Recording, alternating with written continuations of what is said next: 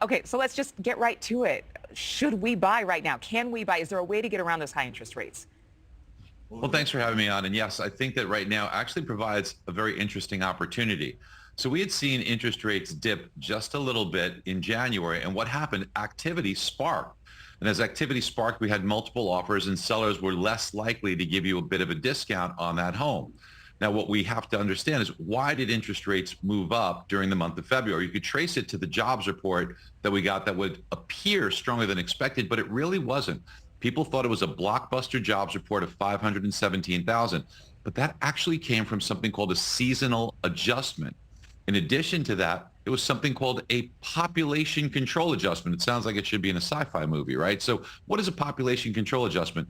There was some workers that were undocumented that were picked up from 2022 that logically to me should have been reattributed to those months in 2022. Instead, they lumped them in to January of 2023. They weren't really created there.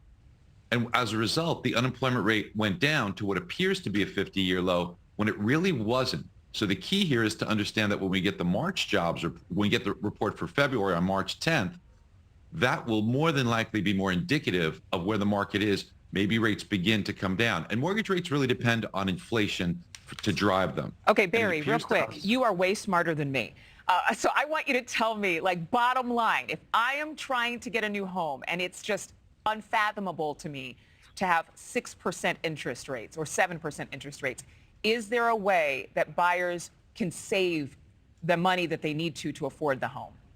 Yeah, well, right now, what you could do is you can utilize a little bit of fear in the market to get the seller to not just drop the price, but instead of dropping the price, which they're more willing to do, use something called a seller contribution. Take that money and utilize it towards something called a 2-1 buy down.